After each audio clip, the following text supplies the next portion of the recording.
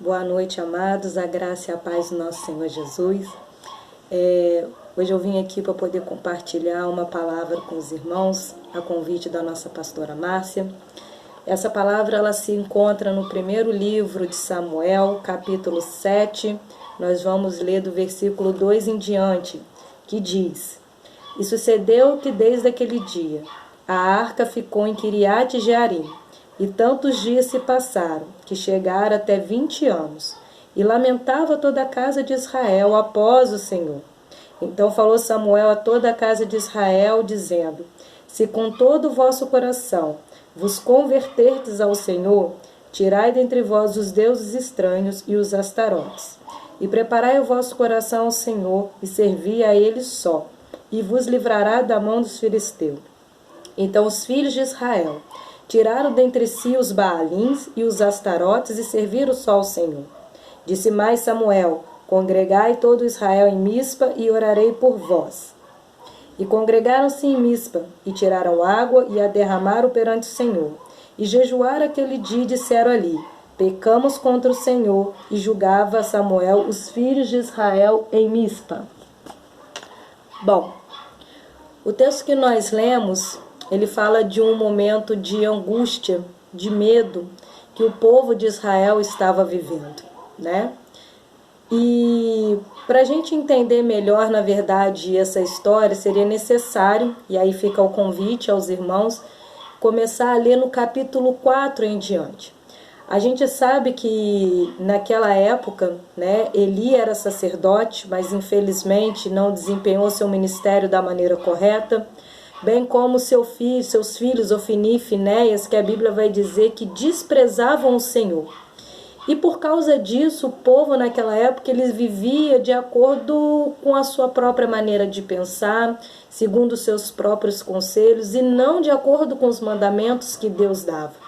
Ou seja, a nação estava vivendo em pecado, na terra que o Senhor tinha dado como promessa a Israel. E por viver em pecado, eles abriram uma porta para que inimigos entrassem, atuassem e dominassem a vida deles. E a gente leu num dos primeiros versículos aqui que se passaram 20 anos desde que a arca tinha sido levada e que eles viviam, né, sendo dominados, atacados pelos filisteus. O povo ele começou a dirigir lamentações a Deus. Nessa época Samuel ele já era adulto, né? E como nós sabemos, Deus levantou Samuel para ser profeta e juiz na nação de Israel.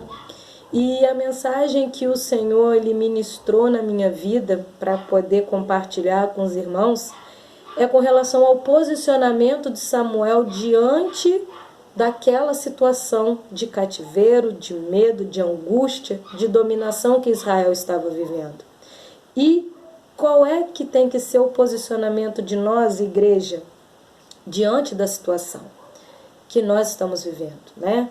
Nós temos visto, nós temos vivido, assim como Samuel, um momento de medo, um momento de angústia, não o mesmo medo e angústia que Israel viveu, porque eles estavam vivendo um momento difícil devido a inimigos mais fortes do que eles, humanamente falando, mas nós também temos vivido um momento onde nações, grandes nações e a nossa própria nação tem vivido um momento de angústia e de medo. E a pergunta que fica para nós nessa noite é: como nós, igreja, estamos nos posicionando diante dessa situação e diante das pessoas que não conhecem Jesus? Deus nos convida a um posicionamento semelhante ao de Samuel. E como foi o posicionamento de Samuel, não é mesmo?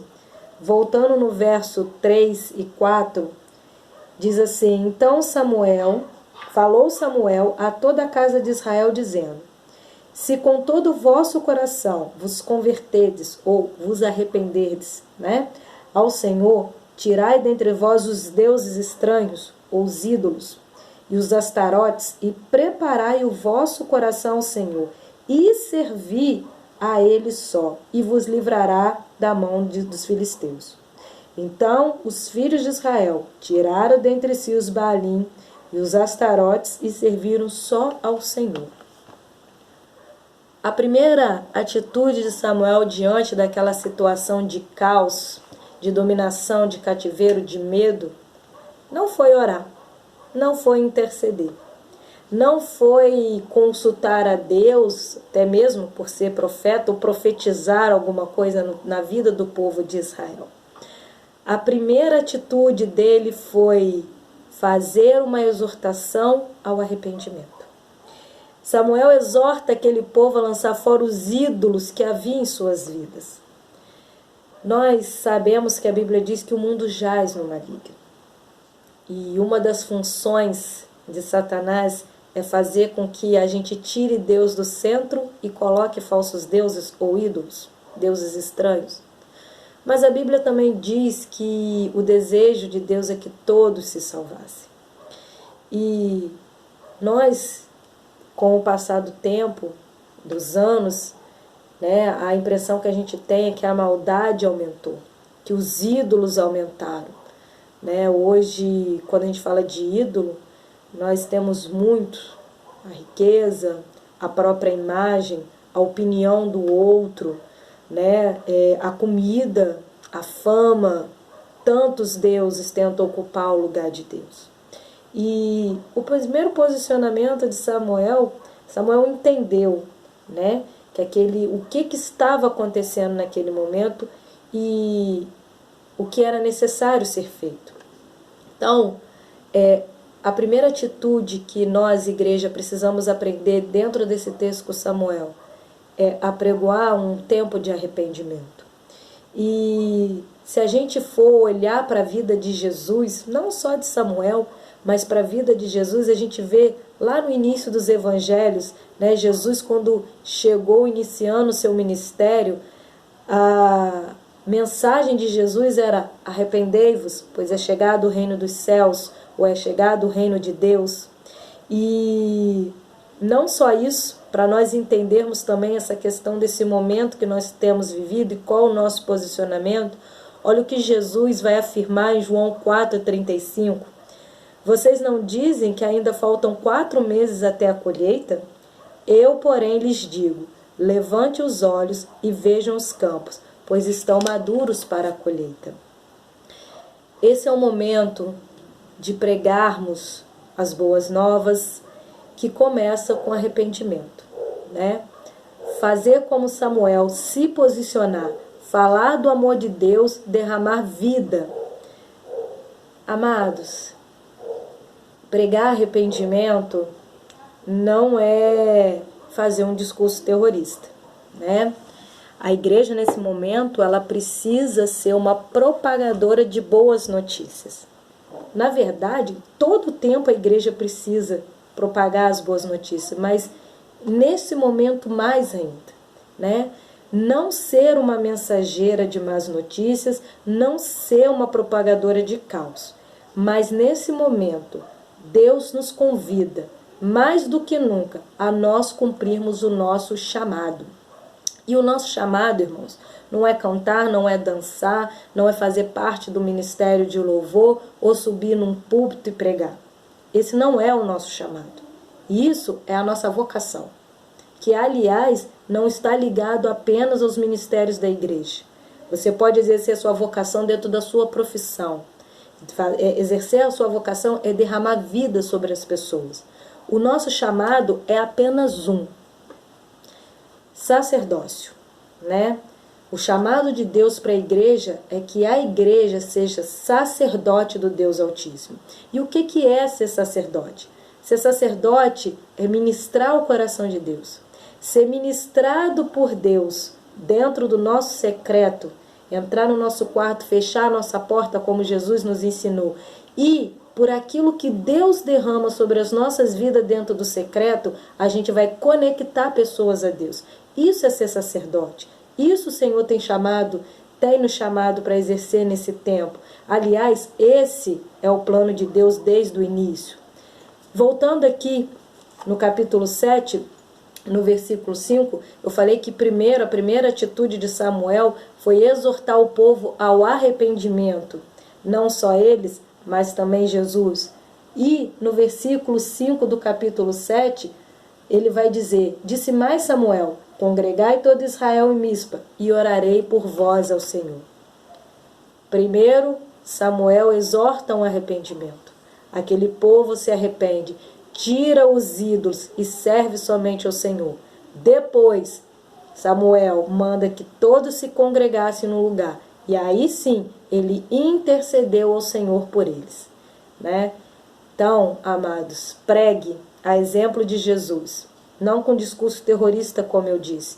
Aliás, uma das passagens que para mim exemplificam assim, de uma maneira bem completa como que tem que ser, né? Como nós devemos levar, apresentar a mensagem às pessoas, a passagem de Jesus e a mulher samaritana. Aquela mulher, né, nos nossos tempos teriam vários adjetivos pejorativos, né? Mensalina, vagabunda e vários outros adjetivos. E naquela época não devia ser diferente. E Jesus chega diante daquela mulher não acusando ela, não expondo o pecado dela. Jesus chega até ela se apresentando. Jesus sabia que aquela mulher estava satisfazendo suas necessidades em fontes erradas, e ele vem se apresentar como a fonte da água viva, que aquele que bebe dessa água nunca mais terá sede. Ou seja, Jesus estava falando para ela que ele era o suficiente, que ele era necessário e que ele iria estar satisfazendo completamente todas as necessidades da vida daquela mulher. Só depois Jesus confrontou o pecado dela. Amados, pastor Douglas Gonçalves, ele fala que o nosso discurso, ele precisa ter verdade e amor. Nosso discurso não pode ser só verdade, porque só verdade sem amor é crueldade. E o nosso discurso não pode ser só amor sem a verdade, porque o amor sem a verdade, ele se torna sedução. Inclusive, ele conta a respeito de uma pessoa que comentou que nunca mais voltariam à igreja, porque no dia que ela resolveu ir visitar, uma pessoa virou e falou para ela que ela estava vestida como uma prostituta. Talvez, amados, realmente aquela mulher estivesse vestida de uma maneira inadequada. Verdade? Mas cadê o amor? Aquela pessoa não conhecia Jesus. Não era necessário falar da roupa dela.